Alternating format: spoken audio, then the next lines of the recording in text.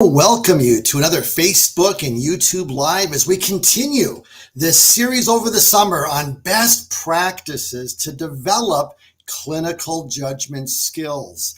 And as we look at the skills that we teach in nursing education, never lose sight that thinking like a nurse, clinical judgment, is a cognitive skill that's most important. If our students don't have that, our foundation, as you know, is going to be very shaky. And I just want to say it is so good to be with you. I'm coming at you here from Andover, Minnesota, here close to the Twin Cities, a suburb, and it's so good to be with you. And if you're checking this live stream out for the first time, the goal of this live stream, and what I do every other Thursdays at 8 o'clock Central, is really to support and serve your needs as nurse educators in the trenches, to empower you with practical best practice strategies to better prepare students for practice and licensure, developing that clinical judgment foundational to best practice. And so give a shout out in the chat. Let me know where you're from today. Those that are checking this live, I just want to say thank you for coming in and just spending the next 45 minutes or so, however long you can stay. There's no mandatory. I'm just here for you. But I'm thankful that you're here, and thank you for taking time out of your schedule. And it's really my goal to make this meaningful as we talk about the next skill of clinical judgment, which is noticing skills. And we're going to talk, I'll kind of reframe it here, but we're going to be talking about that in just a couple minutes.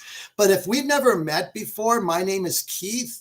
I'm the founder of Keith RN. It's really my passion as a ministry to what I do with educators to serve your needs, to really lead a movement.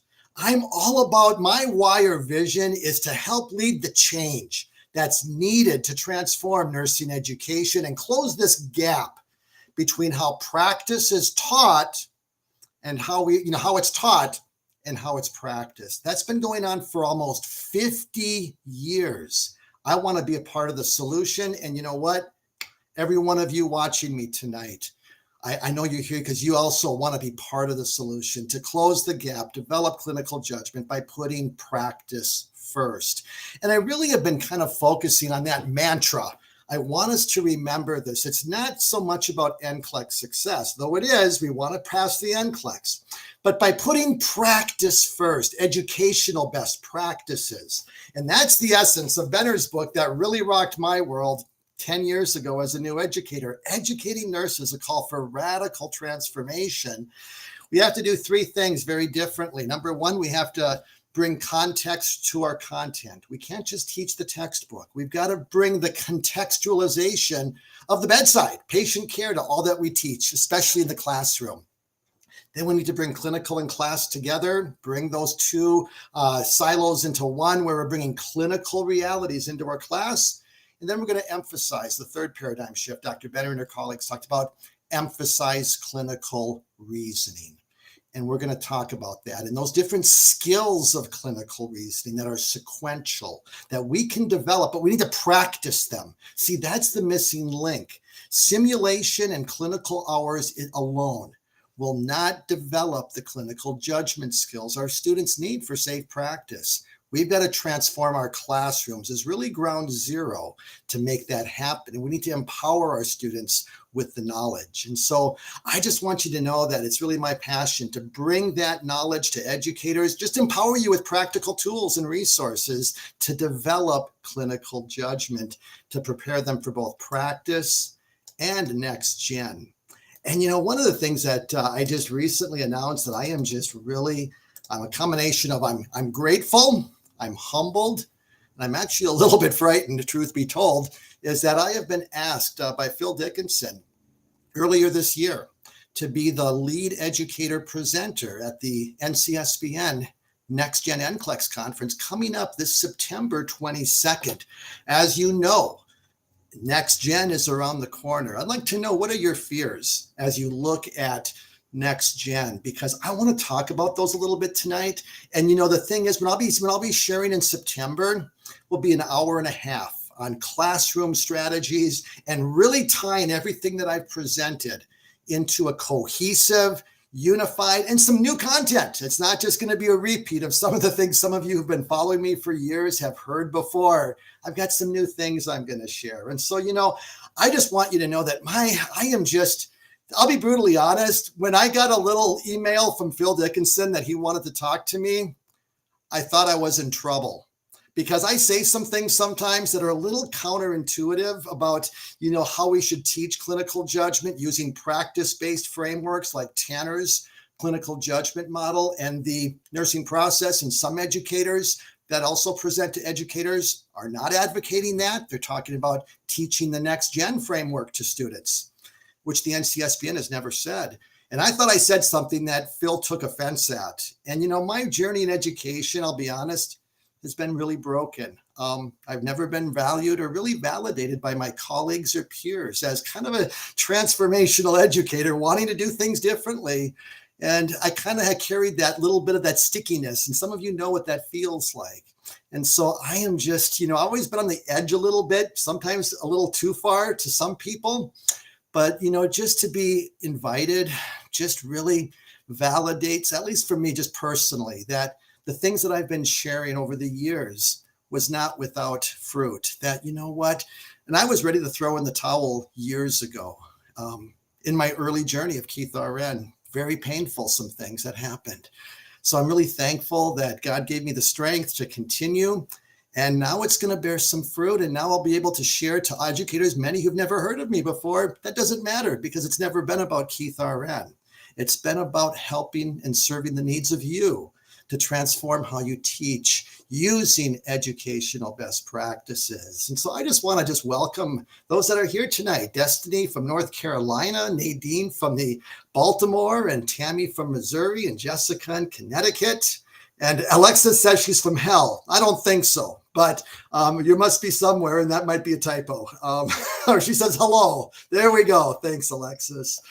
Pam is from Connecticut, and Michelle from Texas. And just want to say thank you all for coming tonight. And let's kind of go ahead and just kind of get started. And I just would love to know, and Stephanie from Minnesota. Stephanie, great to have a fellow Minnesotan in the house. And so thank you again for joining me tonight. And so as we look at clinical judgment, I've said this before. No worry, Alexis. That's funny. I love it. To develop clinical judgment, to lay the foundation, we need to remember this simple equation that's always worth repeating. Critical thinking plus clinical reasoning equals the outcome of a correct clinical judgment. And so what we need to remember as educators, clinical judgment's the outcome. We cannot teach it directly to our students. There's no NextGen product, nothing that will help us to do that. We have to develop critical thinking, which is in essence the understanding of your content that comes in the classroom. You see, if your students just memorize and regurgitate, they don't understand the knowledge of practice, and they'll be unable to apply it. So if you really want to be brutally honest, how do we develop clinical judgment? We've got to start in the classrooms and transform the way we teach by making learning active, bringing case-based scenarios and practice realities, just like Dr. Benner said 12 years ago, which we're still struggling to do. And so, and then clinical reasoning is the thinking in action at the bedside. It's the application and the reasoned application of knowledge at the bedside. Our students must do, every nurse must possess to be safe, to make the best correct judgments. If our students don't understand your content, really understand pathophysiology, which we'll talk about the interpreting skill of clinical reasoning, they won't be safe. They will not make the correct judgment. That's the takeaway, why we must teach to understanding in our content.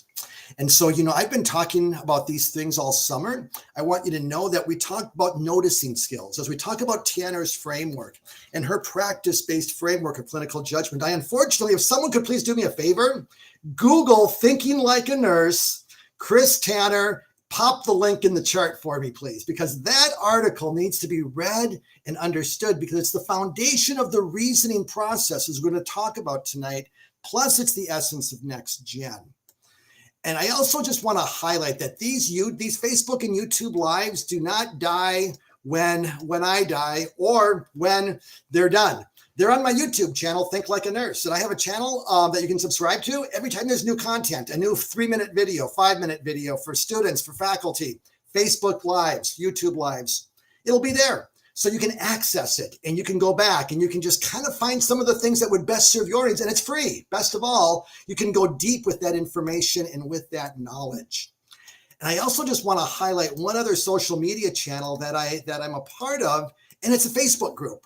I'm not a Facebook person. I don't like posting stuff on my personal page, but I have a Facebook group. I'm an admin for a group called Teachers Transforming Nursing Education. If you're not a part of it, so almost 12,000 nurse educators from around the country that support each other with just sharing posts, comments, tools. There's literally dozens and dozens of resources for faculty. They share their stuff, which is amazing. So I am so proud of this community. If you're a part of it, thank you.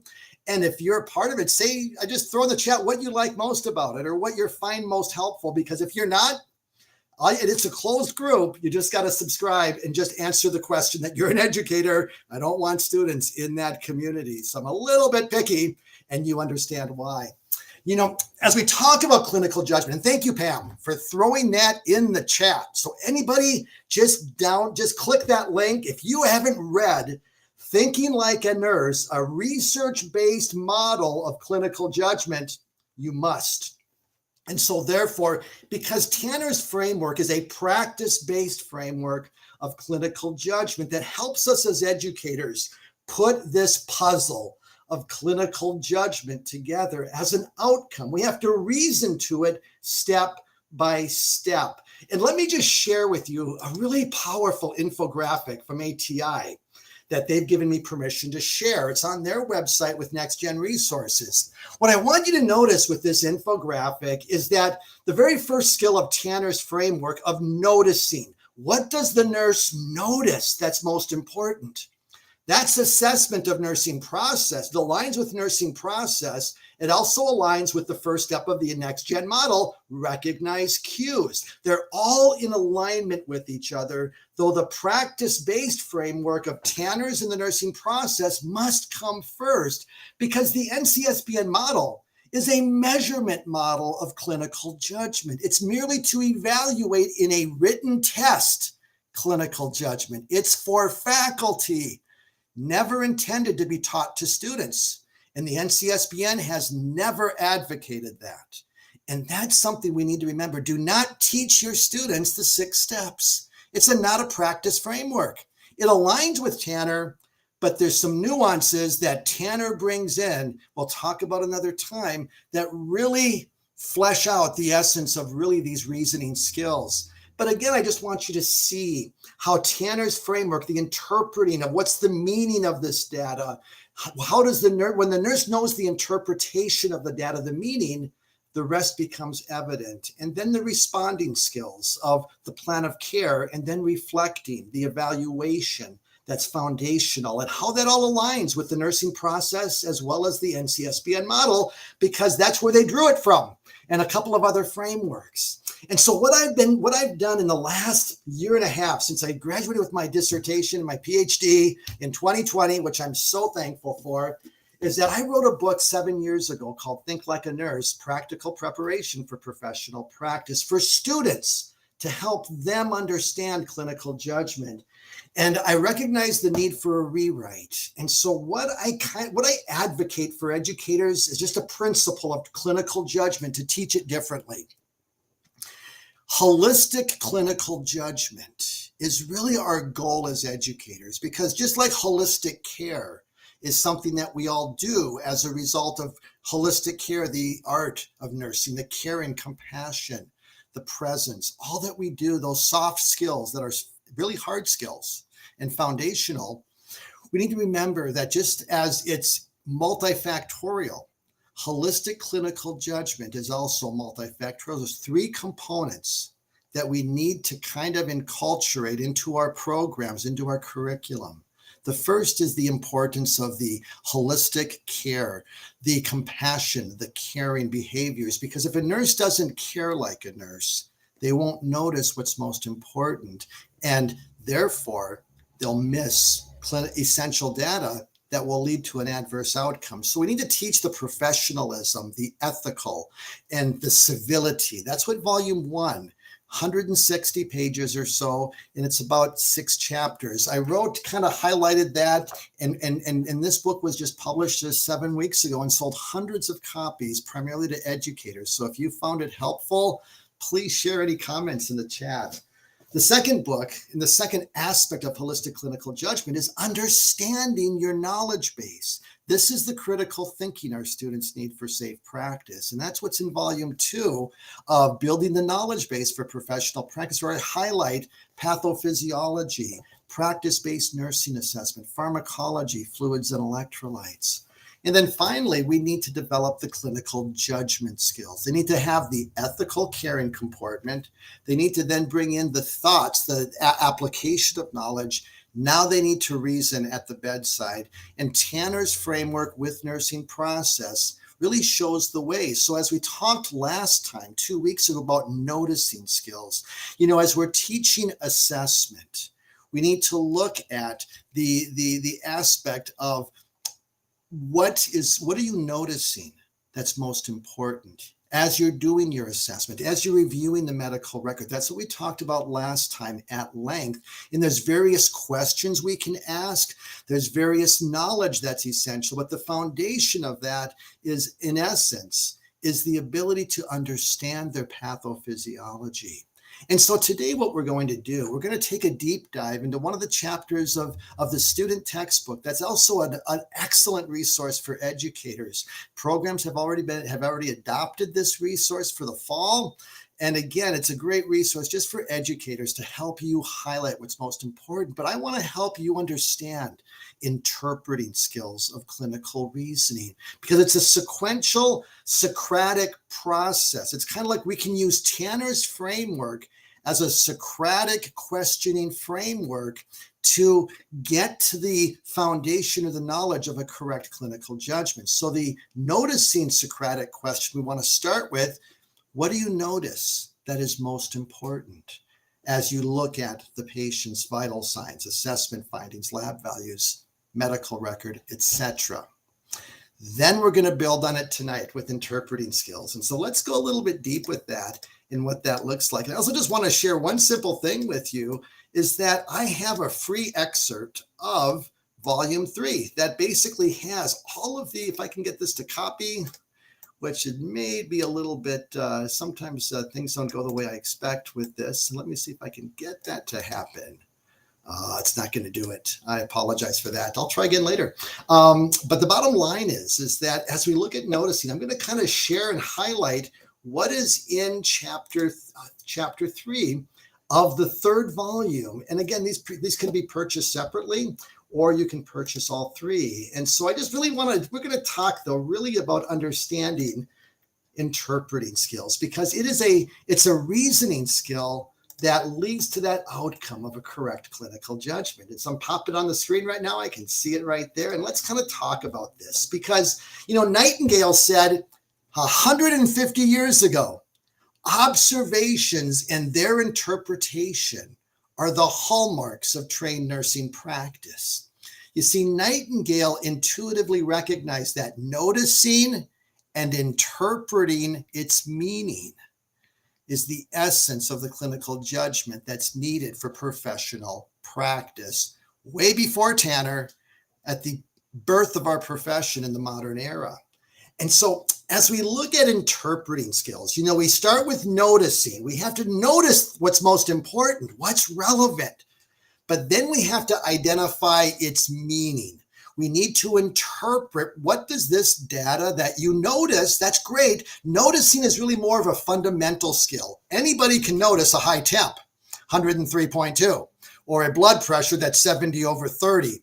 That should be pretty apparent to most novice nurses. But it's interpreting the meaning. Why? It's kind of answering the Socratic question of why. Why is it that low? Why is that data high or low? That's interpreting.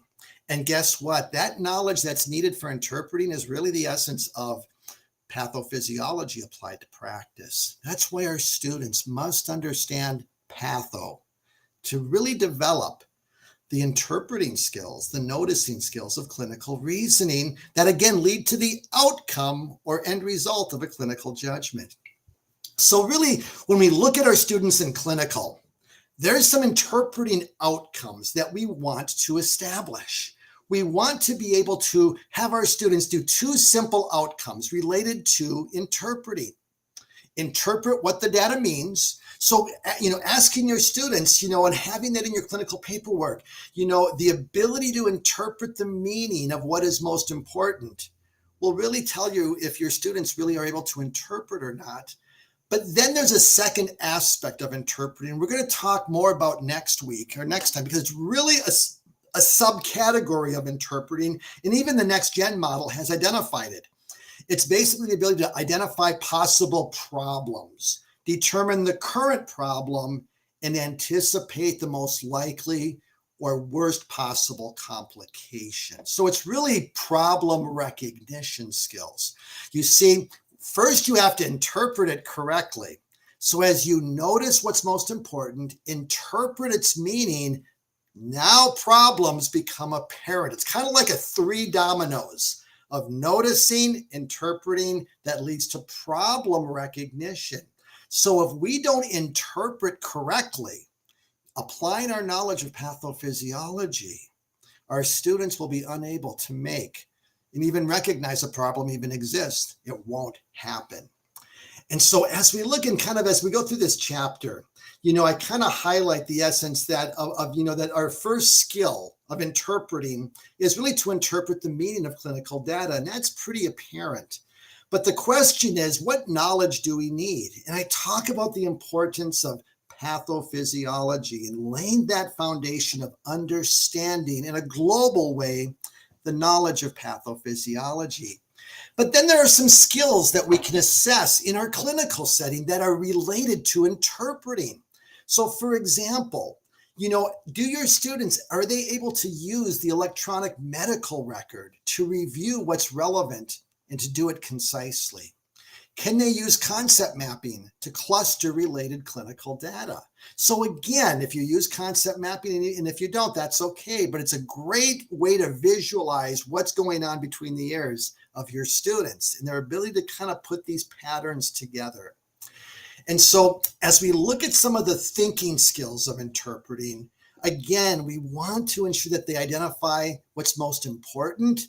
Another interpreting skill of clinical reasoning that we need to encourage and develop is trending relevant clinical data as we compare the most recent to the current vital signs, lab values, assessment data. What's the direction that we're going?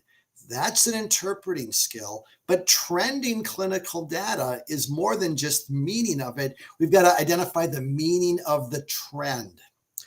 Another more advanced skill of interpreting is the ability to cluster, or what Tanner calls pattern recognition, and the ability to see how is clinical data related? How does it fit like a puzzle piece? That elevated creatinine and that elevated potassium are not random.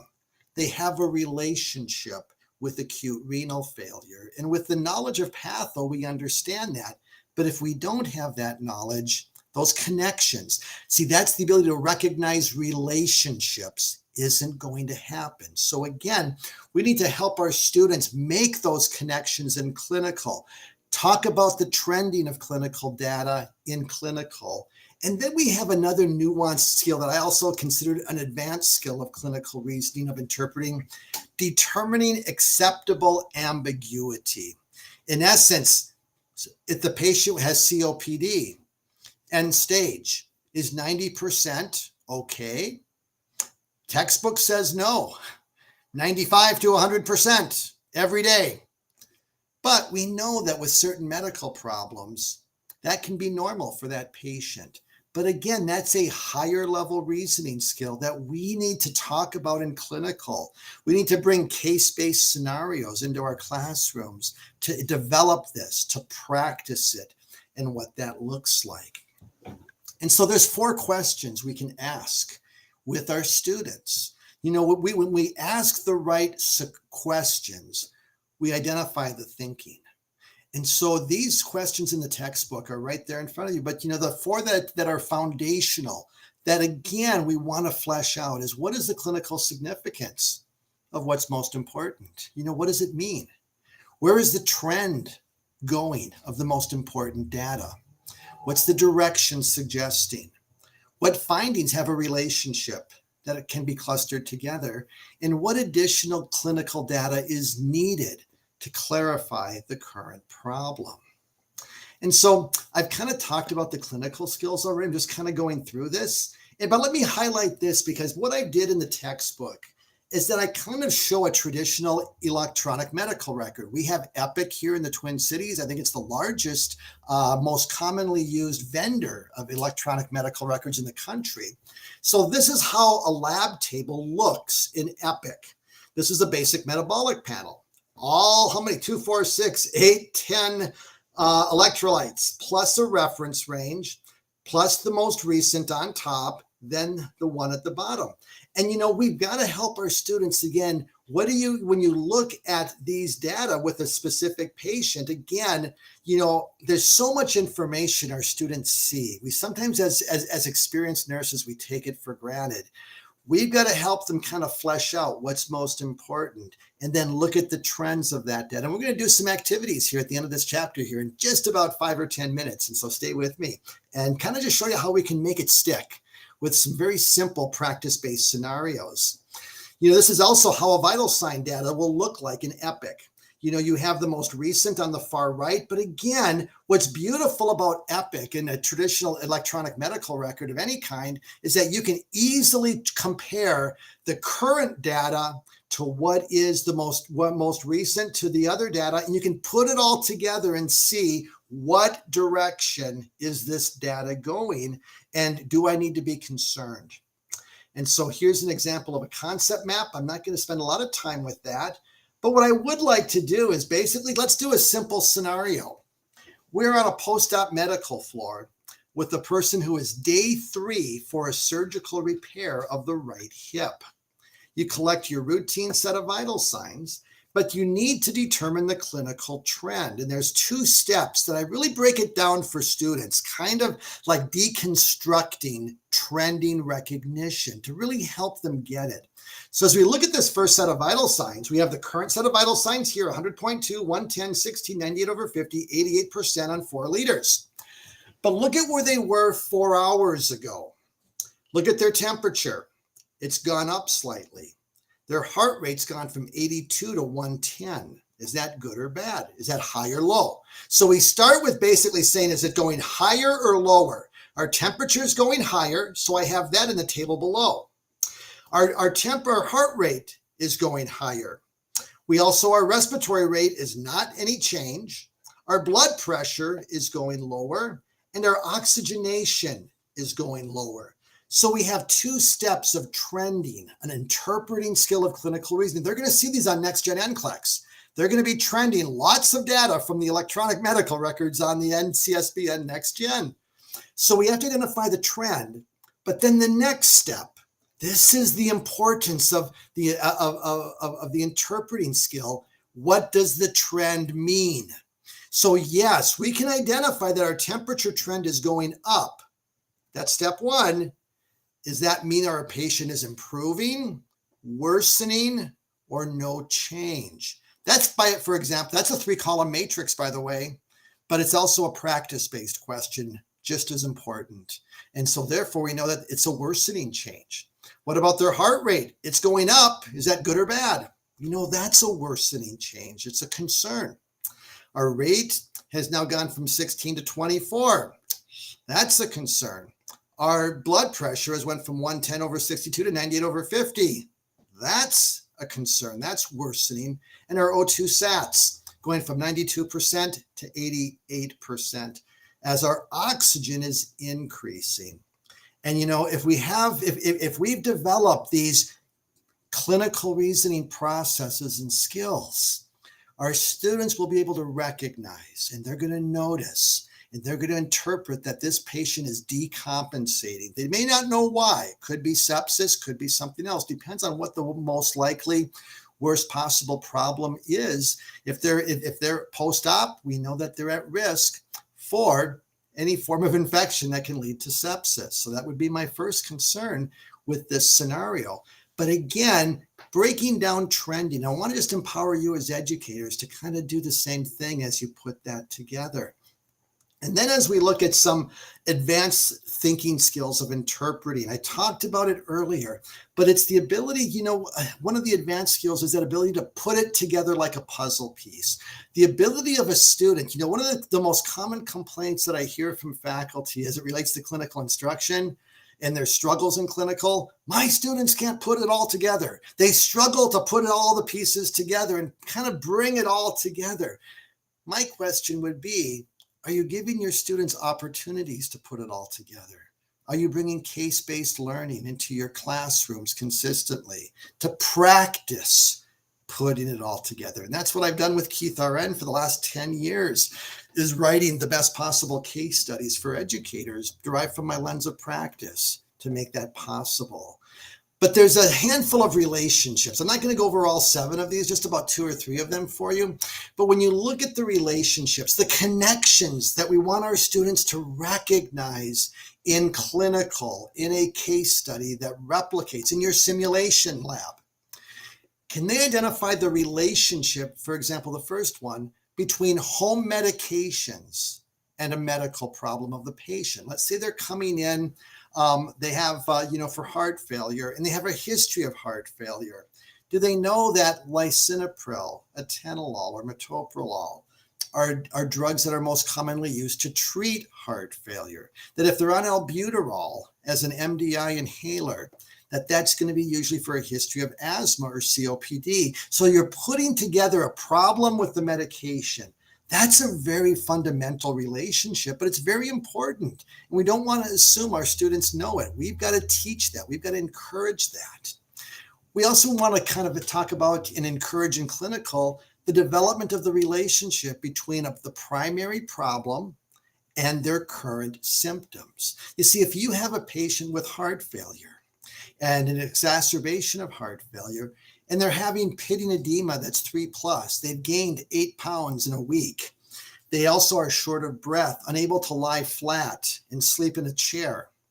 Can they put that knowledge together and recognize, is this right-sided failure, left-sided failure, or biventricular failure based on the manifestations and the chief complaints of the patient, or what a patient may be currently complaining of out of the blue if things suddenly change? Can they recognize, what that might be about and how they can do that? And so again, we want to help our students and our new nurses in practice put these pieces together. And I've identified several of those most common patterns in Chapter 3 as we talk about interpreting skills and what that looks like. And one of the things that I've done with this is basically kind of always have some pause icons. I really want students to interact with the content and think about certain things related to this interpreting skill. So for example, this pause and reflect is, think about your last clinical. What ambiguity of clinical data was present? Did your patient meet the textbook norms? Or was their norm actually abnormal? These are great questions to really think about as an educator in the clinical setting as well. Be looking for opportunities to highlight ambiguity that is present and make it a learning opportunity in what that looks like. And so again, in closing of this chapter, these 4 questions are questions that you as an educator can ask every day to develop interpreting skill. Kind of look at it this way.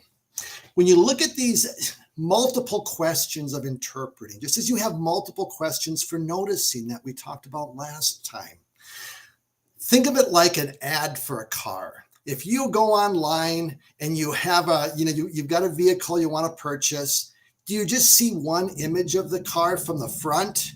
Or do you see multiple images that provide almost a 360 view, a front view, a side view, a rear view, the other side view, 3/4 view, etc.? You see it. You get a complete holistic circle of the entire car.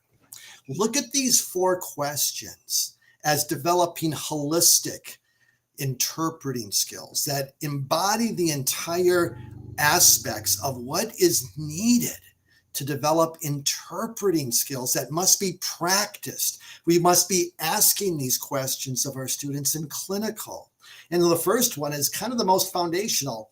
What is the clinical significance or meaning of what's most important? Do they understand their pathophysiology and the knowledge of what you've taught them to answer that question? And if they don't, we need to review it, and we need to send them back to their textbooks. Second question of interpreting. What's the trend of what's most important? Is it going high or low? And then what does it mean? That trend of a high temp, is that good or bad? You let your students answer. See, this is a Socratic approach. When you use open-ended questions, these are literally a Socratic approach of identifying their ability to interpret clinical data in the practice setting. Third question, what findings have a relationship or pattern that we can cluster together? And what additional data is needed to identify the current problem? And so again, there's a problem that's present or they wouldn't be in the care setting. And so we need to help our students see the bigger picture, interpret the data, and put it all together. And so in closing, I've got a simple application activity for students to do. And this is what it is. It's a young African-American 9-year-old who presents to the ED after the school nurse called her mother. Zanae has a history of moderate persistent asthma. She was diagnosed at age 6 and has had 2 prior hospitalizations with 1 admission to the pediatric intensive care. She began complaining of chest tightness and feeling winded after recess today. She's now alert, sitting upright, and speaking in short sentences with an O2 sat of 91% on room air. She complains of increased chest tightness and uses her accessory muscles to breathe. She has coarse expiratory wheezes throughout both lung fields and decreased at the base. Moderate intercostal and substernal retractions are noted, and she appears anxious. You enter the room and collect a set of vital signs. Her first set of vital sign was collected 10 minutes ago. Recognizing that her O2 sat was too low, you promptly place her on oxygen and collect the second set of vital signs at 1840. So here is our medical record, and let's do a real life trending. Let's look at this. 10 minutes ago, it was 130 heart rate. Now it's 134. 10 minutes ago, her rate was 30. Now it's 32. Blood pressure, you can see it's about the same, slightly lower, but not a concern. And her O2 sat went from 91% on room air to now 92% on a 2-liter face mask. And so we need to ask ourselves again, what's the direction? And is it expected or unexpected? I mean, look at this O2 sat. It's like 92%, went up 1% with oxygen at 2 liters. What do we need to do? Let's talk about increasing the flow. That's not expected. I would have expected a higher oxygenation. That respiratory rate is not markedly higher, but it is trending in the wrong direction.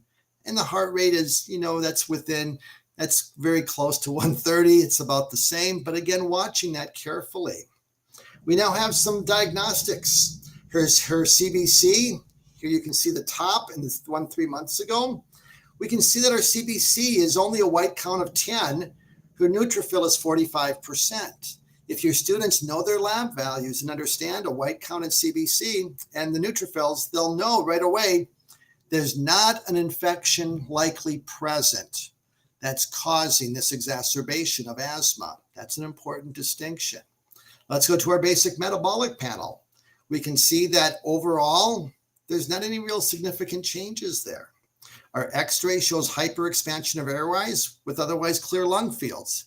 In a patient with asthma, is that expected or unexpected?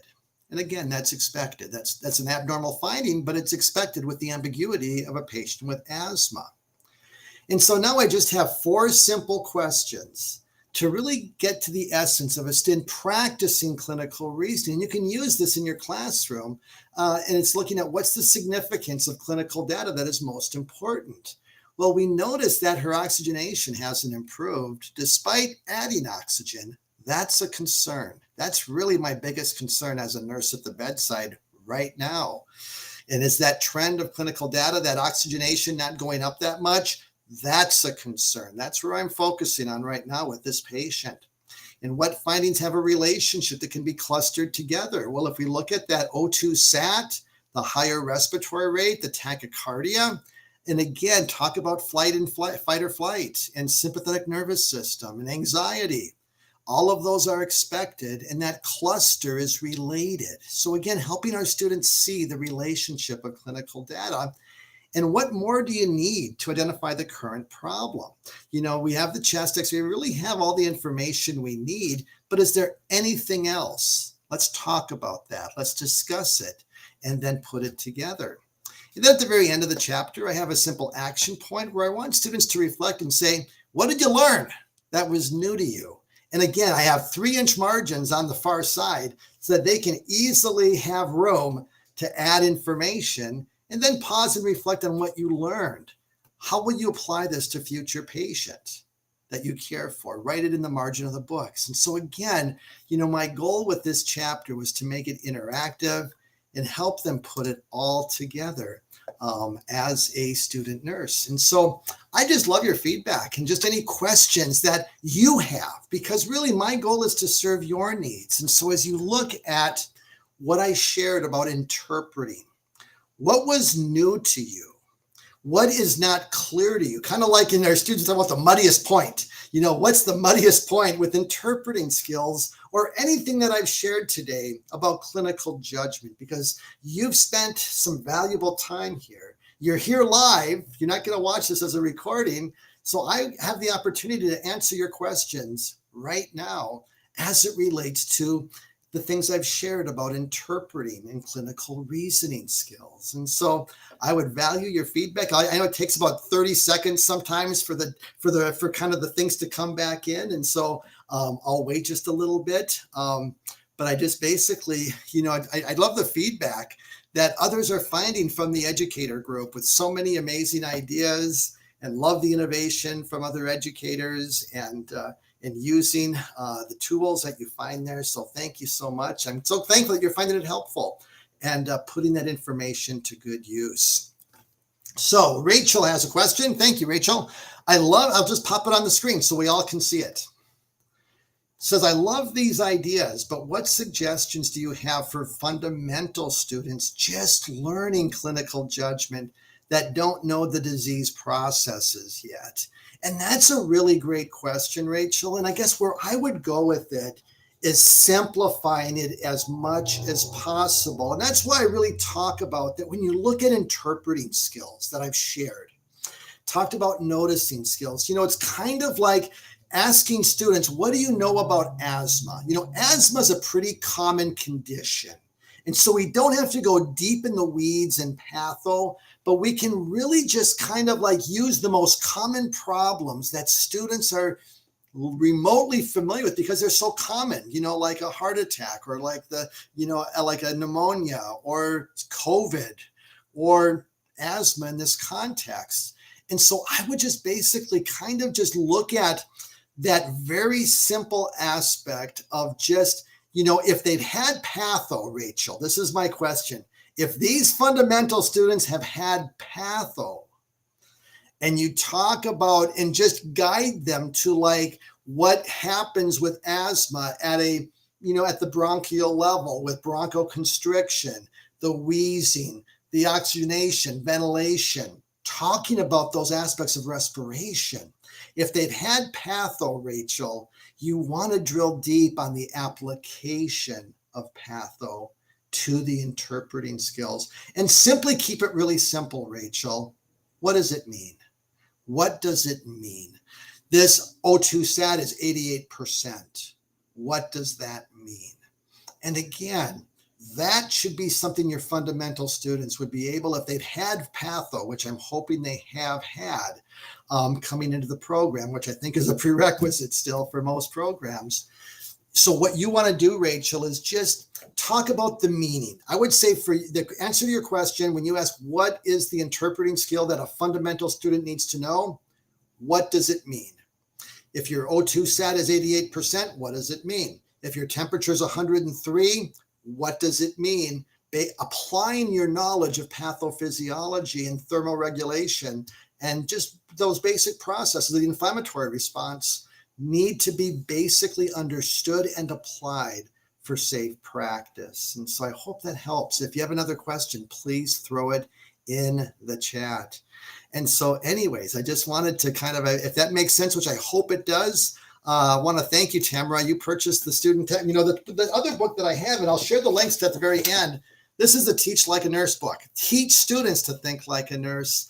And I really try to keep it simple as well. Just really helping faculty, just keep it real, practice-based with lots of strategies and tools. So thank you for sharing that. And Cheryl Ann asked the question, are your books available as an ebook for members to preview prior to purchasing? I don't have the ebooks available as a preview at this time, Cheryl, but I do have the excerpts that I'm glad to provide to any faculty upon request. And I'll see if I can get that excerpt from that last volume that it's just, let me just see. I'm going to try one more time because I would love to just share that in the chat with you all and can kind of, there we go. Finally got it. Excellent. And so, you know what, this is, you can just go to this link and you can download a chapter and a half or so, the introduction and a portion of chapter 1, I think, of volume 3 on clinical judgment. So please take a look at that and see what you think. And if some of you would just like to learn more about this textbook series, I'll pop in the link that just has all the information. They can be purchased individually, or they can basically be purchased as a set at a discount. It's for faculty, and I also have a discounted pricing for adoption. If there's an interest for your program to consider it, just reach out to me at my email, which is simply, there it is, just keith@keithrn.com, and what that looks like. And so again, if you have any questions at any time, don't hesitate to reach out. And so let me just make sure I answer some of the questions here. And Tamara asks, is there any discount codes for the book set? I might like to get them as well. And Tamara, I will say that there is a discount code I'll give all of you who are listening tonight. It's simply this. If you just go to if you go to the website, just put in KeithRN10 and that'll be 10% off any purchase on the website. So go ahead and that's my gift to you. Let me just see what other questions you have here. This is let's go to Destiny. She has a wonderful question here. Do you think it's appropriate for students to create a care plan based on the admitting diagnosis, including the goals and interventions for their client prior to day 1 of clinical? I would say that, Destiny, for novice nurses, they need more time, if possible, to process, but we need to simplify our clinical paperwork. We teach too much and we expect too much in our clinical paperwork. I have a 1-page brain that I use in practice in ICU every time I go to work. Now, I'm an expert ed nurse, as are all of you, but 5 pages or less should be our standard, not anything more than 5. And many programs are at 10, some are at 12 and 15. And I've seen that. So again, because, so I would say if we can concisely make our content that we expect for clinical to be relevant and practice-based, Destiny, let's do that and make sure we're doing that. But again, because they're novices and not experts or experienced nurses, they need a little extra time. I'm not opposed to having that day before for first-year students. But don't give them 10 pages to obsess about and stay up all night. That's our challenge. If they're second-year students, they're getting ready for graduation that semester or that year, let's focus on kind of preparing them for real-world practice by, again, just making that transition to same-day preparation should be our standard in the second year. And it's kind of whatever the practice partners will align with, but great information. So thank you for asking. And so other than that, is there any other questions that any of you have related to interpreting? Because again, I would say that as you look at noticing is more apparent, interpreting is a little bit more challenging. But again, it's application of pathophysiology and understanding patho. If you get nothing from this webinar today, please implement this. Make sure your students understand pathophysiology. If you ask them in clinical or in your classroom 3 questions, you'll know right away if they understand patho. Number 1, what's a beta blocker blocking? 2, what's an ACE inhibitor inhibiting? 3rd, what's a calcium channel blocker blocking? If they can give you a concise answer to those questions without running to their drug handbook and regurgitating exactly what it says, you know they understand. And our goal is to get them to understanding. And it takes time. It takes experience. But again, let's make that our passion. Let's make that our goal. And so I've got a couple more questions here I'd love to answer. Tamara says this. I understand NANDA nursing diagnoses are going away. Can you provide insight on what to substitute for fundamental students? And I would say this, Tamara, we've overused NANDA inappropriately for so many years, but you know what's really cool about NANDA?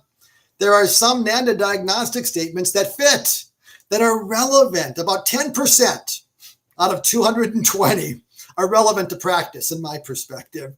But think about this, Tamara.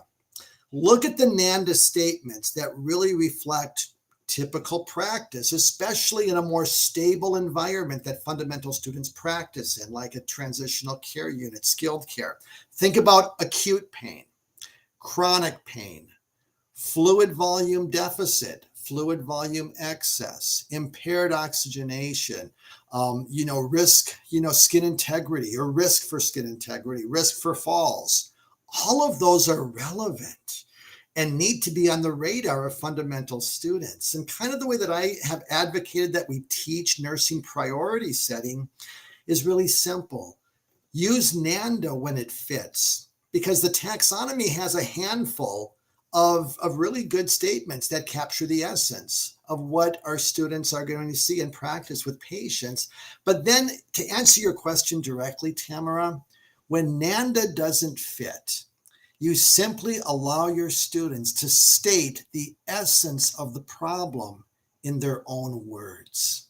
And so whatever that might be, you're not giving them the liberty to make up stuff, but you're giving them the flexibility to capture in their words, the essence of the patient's problem in their own words when NANDA doesn't fit. And you know what? That's exactly what we do in practice. If I have a patient that basically I go into the patient's room and they're not breathing, I don't think a 3-part NANDA statement and go, oh, you know what? Ineffective oxygenation related to this is manifested by this. I simply say this: not breathing, call a code, you get the crash card, and we rock it. Okay? Not breathing, no pulse. That's not a NANDA statement, but it captures the essence of the problem. We can do that in other ways for less serious things as well, and give our students that flexibility. So I thought that was helpful. I hope that helps. And if it's still not, email me or put another question in the chat. Another question from Cheryl is this. Let's pop it up there. Do you feel that students need to have foundational nursing diagnostic exposure and understanding, then utilize concept maps? I think nursing diagnosis, we need to hold it loosely, let it go. And let's let NANDA go, because it's really not a taxonomy that it really is practice oriented. See, that's what I talk about, practice first. NANDA was never a practice oriented taxonomy. It was really to just to identify a language of the profession, but not practice, not to capture practice realities the way that nurses would use it at the bedside. So therefore, let's hold NANDA with a very loose grip, use it when it fits. And I would say that concept maps, I love concept maps because they capture the essence of interpreting what's clustered together. You see, when we do clustering data, that's the same thing as recognizing relationships and patterns. It's all the same. It's just a different word, but it's a synonym. So concept mapping, if you want to just know the beauty of concept maps, they really are a visual representation of the interpreting and the recognizing relationships of clinical data. Oh, this goes with that. That connects here. That goes with that.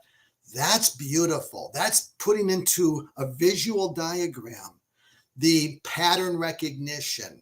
I love that. And so I'm a strong advocate of concept mapping as it's a visual, beautiful visual representation when it's done well. And I would say that they don't need NANDA or a foundation of nursing diagnosis. Let's get them into concept mapping right away. It's a very relevant way to teach the thinking of interpreting and the recognition of patterns, Cheryl. Wonderful question. So thank you for sharing. And let me share another comment from Destiny. It says, one of my students used your Understanding Pathophysiology worksheet today as a supplemental assignment. Found it very helpful. Well, Destiny, thank you so much. And for those of you that don't know, that's a simple one-page worksheet that's in my membership for nurse educators. It's kind of exclusive to that platform, but it's 6 questions that help students connect patho to practice by asking the mechanism of, asking for the meaning of the primary problem, the education in your own words to teach that problem, etc., the lab values, the pharmacology, the assessments, etc. So thanks for sharing that. I'm glad you found it helpful. And Pam says you love concept maps. So wonderful. So use them, Pam, and put them to use because you're teaching it. What I want you to know, Pam, if you use concept maps, you're developing the interpreting clinical reasoning skill, as well as if you have like the care planning aspect of the priorities and the other whole aspects, you are really putting together the noticing, interpreting the meaning, clustering data. What does the nurse do? It's a beautiful representation of how we think as a nurse. And that's why we don't need to be so stuck on the NCSBN model of clinical judgment. We don't need to say, oh, those 6 steps, and we got to use the verbiage of cues and hypotheses in our classroom. It's ludicrous because it's an evaluation practice. It's an evaluation framework for testing. Don't use it to inform practice. We already have a gap. Don't exacerbate the gap between how we teach nursing and practice, please. So I beg those who advocate that, and if your program's doing that, stop, drop, and roll and reconsider. And the things that I'm advocating, Phil Dickinson would not have invited me, had it not been for some of the positions I've taken that they support. And I support wholeheartedly the work of NCSBN and making clinical judgment foundational to what we do in education. So this is an opportunity. If I want to encourage you all in nursing education, this NextGen NCLEX is a blessing. The pandemic has been a blessing. You know why? It's forced us to change. Educators who struggle to change have now had to change. And that's a good thing because for whatever reason we struggle. And I'm a new educator. I don't get the culture. I'm immersed in practice. I've been in both worlds. I get them both, but I don't get the unwillingness to embrace educational best practice when we expect our students to embrace clinical best practice. Can anybody explain that to me, please? Academic freedom doesn't give you the freedom to reject educational best practice and making active learning. Just my thoughts. And so in closing, what I just want to share with you are just some faculty resources for you that I'd love you to take a look at. And I'm just going to kind of share a couple of links that just kind of put this all together for you. And so let me just share those and just briefly explain what they are. The first one there is the 3-volume set of Think Like a Nurse, volumes 1 through 3. But more importantly, just as important underneath, there's a curriculum integration map, which simply means this. It's a 1-page document where I take each chapter and align it with specific courses that can really bring a practice-based perspective to your content. So, volume 3 on clinical judgment right here, this could be a capstone text. This could be a standalone for capstone, clinical judgment, practice readiness. I have additional content on problem recognition. But the other thing is the other volumes are really meant like my pharmacology chapter, my practice-based assessment, are meant to complement your content by bringing a practice-based approach to how a nurse uses pharmacology knowledge at the bedside, not just textbook information like your 500-page textbook does. It's just concisely highlighting what's most important, and then how I would use it as a nurse or other nurses who wrote the content. So it provides a practice-based perspective. And the curriculum map kind of shows how you can use it to hopefully either replace something, or you could use it to complement as a recommended or required resource. It can be purchased on my website, and again at a discount if your bookstore were to purchase it in a discount. This is an adoption link. If you would like to just want to learn more, no obligation, no pressure. That information is there for you about just how many students, and if there's an interest to consider it, please do so.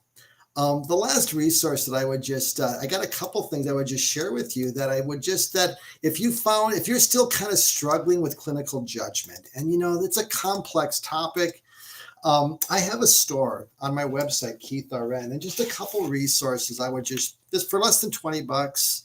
This is a must read. It's called Faculty Guide to Develop Clinical Judgment. And it takes the essence of my dissertation, what I learned about case-based learning, what I learned about Tanner's framework, and just keeping it real and practical on strengthening, understanding clinical judgment, understanding the classroom, the clinical, how to put that all together, and what that looks like. And the other book in the store for faculty I'd highly recommend is to teach students to think like a nurse. That, again, it's about 300 pages, but it's practice oriented, a lot of strategies. If you're a newer educator especially, that would be an invaluable resource for you.